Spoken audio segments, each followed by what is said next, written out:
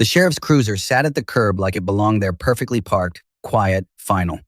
Lena stood on the front step in her faded robe, hands shaking. Amber, 32, half hidden behind her like a kid caught stealing cookies. Across the street, Mrs. Gladys Meyer had her curtain cracked open. Two more neighbors hovered in their windows. On Briarwood Drive, people noticed everything. The sheriff didn't raise his voice. "Ma'am," he said, calm as weather, "this property is legally owned by Mark Ellison. You are required to vacate the premises." Lena's mouth opened. No sound came out. Amber made a choking sob, half fear, half performance. I stood on the sidewalk with my hands in my work jacket pockets, feeling the whole street watching. I smelled cold air, damp leaves, and someone's dryer sheets floating down the block like normal life had the nerve to continue. The sheriff flipped a page. "This order is effective immediately. Refusal may result in removal." Lena finally looked at me. I expected rage. Instead, she looked lost. And I felt that old pull my instinct to soften, to fix, to save them from consequences. Then I remembered her voice 3 weeks earlier. "Get out.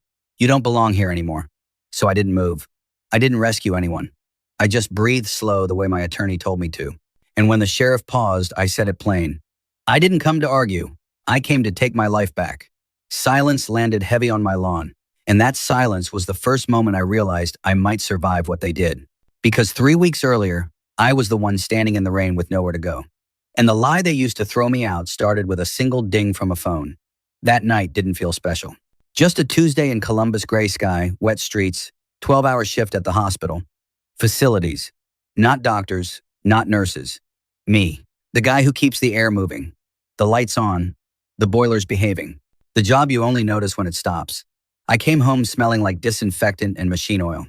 Lena had made chicken casserole cheap, warm, familiar. We ate at the table with the wobble in the back left leg. The TV murmured weather warnings.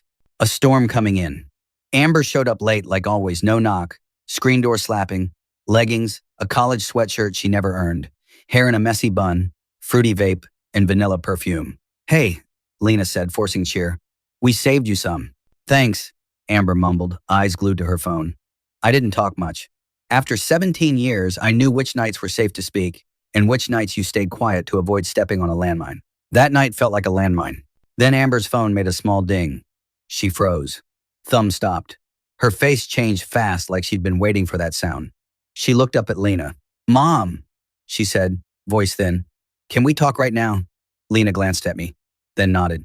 Amber stood, phone clutched in her hand like evidence.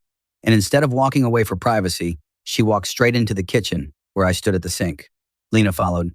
Amber lifted her arm and pointed at me. "It's him," she said. I blinked. "What?"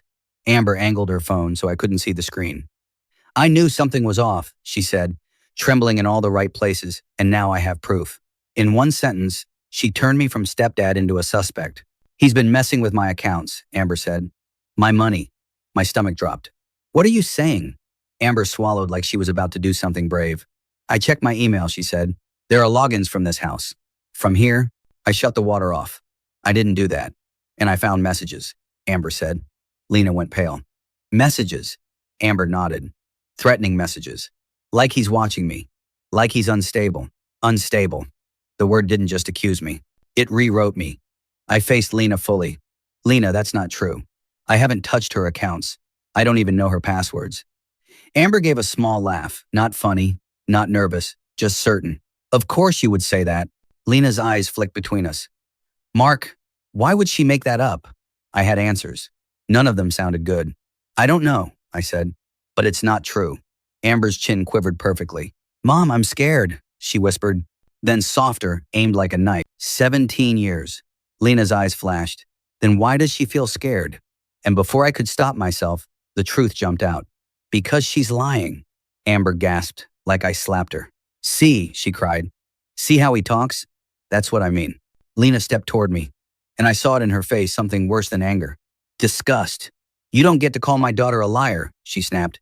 Outside, rain picked up, hard against the window. "Lena," I said, voice tight, "she is lying." Amber softened her tone, sweet and fragile.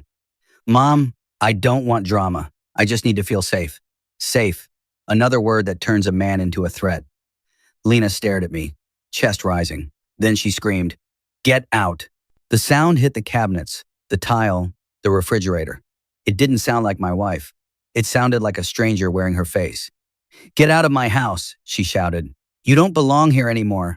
I stood there with water dripping from my hands, and I saw Amber's mouth tighten at the corners for half a second, like she was trying not to smile. I walked out into the storm, and 5 minutes later the police called my name. No sirens, no lights. Just a calm voice on the phone. Professional like a customer service rep. "Mr. Ellison, Officer Grant Reynolds. We need to ask a few questions." I was in my car behind a closed gas station. 1:07 a.m. engine off. Windows fogged. "Am I being arrested?" I asked.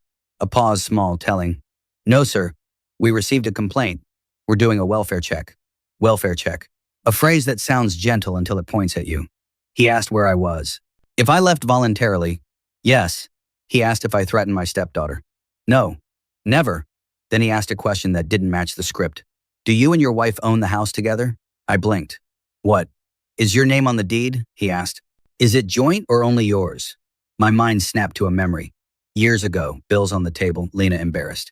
"I don't want my name on anything anymore, Mark. I messed things up once. I don't want to mess up your credit too." Back then, it sounded like trust. Now it sounded like a trap. "Only mine," I said. The pause on the line stretched. "Thank you, sir. That's all for now." "And the complaint?" I asked. "It's vague," he admitted. "No evidence of immediate danger. Vague. One lie. One shaky story. Enough to throw me out of my own house. Not enough to hold up for even a minute under pressure." I drove to my brother Ray's place. His porch light was on like he'd been expecting bad news. He opened the door, stepped aside, and said, "Boots off. Coffee's on." I slept on his couch, and by morning I had a document that changed everything. I woke up before dawn with my heart racing. "You don't belong here anymore." Ray slid me a mug of bitter gas station coffee. "She really kicked you out," he said. I nodded. "Over Amber," he guessed. I nodded again. Ray exhaled through his nose. "That girl's trouble." After he left, I opened my laptop. Emails, mortgage statements, refinancing documents. 17 years of paperwork I never cared about until I had to. Then I found it. A PDF dated 2011. Warranty deed. My name, only my name. No Lena. No joint ownership. Just me. I stared at it until my eyes burned. Not triumph. Not relief. Just a slow realization that Lena and Amber might have thrown me out without knowing they'd handed me leverage. Leverage doesn't matter if you use it wrong, so I called a lawyer who didn't believe in emotions. Dana Keller's office sat above a barbershop. Plain glass door, plain black letters. She shook my hand once, firm. "Start from the beginning," she said, clicking a pen. "Don't skip the boring parts." So I told her casserole, rain, accusation, unstable, in police call. Dana listened without blinking. When I finished, she leaned back. "You did the right thing by leaving." "I lost my house," I said. She shook her head. "You lost access. Big difference." She slid the deed across her desk. "Sole ownership. That gives you options. But anger burns options. So what do I do?" Dana's eyes stayed steady. "You don't confront. You don't explain. You don't text. You don't post." She tapped her pen. "You document. And you wait." She was going to find the reason. 2 days later, she called, and Amber's fear finally made sense. "Mark," Dana said on the phone, "you need to come in." She turned her monitor toward me and scrolled. Store credit cards. A phone plan. A personal loan. All tied to my address. Some overdue, some maxed out. "I didn't open these," I said. "I know," Dana replied. "But this explains her timing." My throat went dry. "Explain." "If you moved back in," Dana said, "or if you started asking questions, she risked exposure." I stared at the screen dates, amounts, accounts. "So she reframed me," I said slowly, as the threat. Dana nodded once. "Exactly. Amber didn't just want me out. She needed me out. Because a man inside the house can notice mail, collections letters, late notices, questions. A man outside the house can't, and that hurt more than the accusation. Because it meant it was planned, not a panic, a strategy. That night, my phone buzzed. A text from Lena. "We need to talk." I stared at it until the screen dimmed. Then I turned the phone face down and went to bed. She didn't want to talk to apologize. She wanted to talk because the money was running out. Lena called the next day. I answered. "Mark," she said. Voice normal, too normal. "We need money. No apology. No are you okay. No I'm sorry. Just an invoice." "What?" I said. "Things are tight," she replied. "Amber's under stress." I almost laughed. "Almost. I'll have my lawyer contact you," I said. A sharp inhale. "Your lawyer." Yes. Click. She hung up. That night, Dana texted me. Do you still have the garage code? Spare keys? Yes. Good. Don't use them. Not yet. And I understood. This wasn't about forcing my way back in.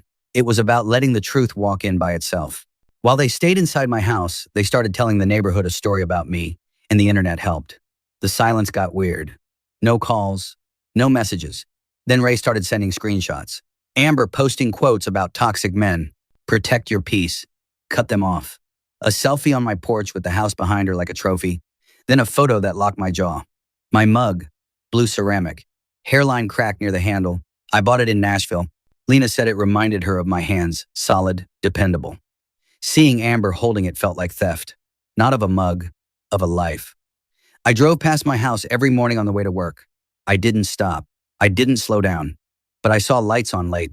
Music thumping. Trash piling by the garage. They weren't acting like people afraid of an unstable man. They were acting like people who thought they'd won. And people who think they've won get sloppy. Lena got sloppy first and handed me proof in an email receipt. A receipt hit our old shared email account. Locksmith service. New deadbolts installed. Lena forgot I still had access. I forwarded it to Dana. No note. No emotion. Dana replied with one word. Perfect. She filed for exclusive occupancy, formal notice, service through the sheriff. Boring wins, she told me. Then her text came. Tomorrow, 11:30 a.m. Be there. Say nothing unless asked. That night I didn't sleep much. I folded my work jacket like it mattered. I smoothed the creases like I could smooth my life. At 10:45, I drove to Briarwood Drive. Cold blue sky. Clean air. Same street. Different power. I parked a few houses down. Engine off. Hands on my thighs so they wouldn't shake. I wore my work jacket with my name stitched in faded thread. Not to show off. Just because it was mine. At 11:29, the sheriff's cruiser rolled up. No lights. No siren. Just tires on pavement. Lena opened the door before the sheriff reached the steps, watching through the blinds. She wore jeans and a sweater. Hair pulled back too tight. She looked smaller. Amber appeared behind her barefoot, arms folded, already performing wounded innocence. Across the street, curtains moved. Mrs. Gladys Meyer stood at her window like judgment itself. The sheriff spoke calmly. Ma'am, I'm here to serve notice. Notice of what? Lena asked. He opened the folder. This property is legally owned by Mark Ellison. Amber laughed, sharp. That's not possible. The sheriff didn't look at her. Miss, this does not require your agreement. Amber's confidence cracked. Mom, she snapped. Tell him. Lena's mouth opened, closed. Then she looked at me. I stepped forward slow and said the only thing worth saying. I didn't come to argue. I came to take my life back. Amber's tears appeared instantly. She turned to the sheriff. Officer, I don't feel safe. He's always been unstable. There it was again, like a match. The sheriff glanced at her, then backed down. That allegation is noted. It does not change the order. Amber's shoulders shook. Louder crying. Bigger performance. Nobody moved. Lena whispered, Mark, we can talk. I shook my head once. We had 17 years to talk. The sheriff cleared his throat. You will be given time to gather personal belongings. Any resistance will be documented. And then, Mrs. Gladys opened her front door and leaned out. Well, she called, loud and cheerful like she was commenting on the weather. I always wondered how Amber afforded all that new stuff. Amber snapped toward her, rage flashing through tears. The sheriff turned another page.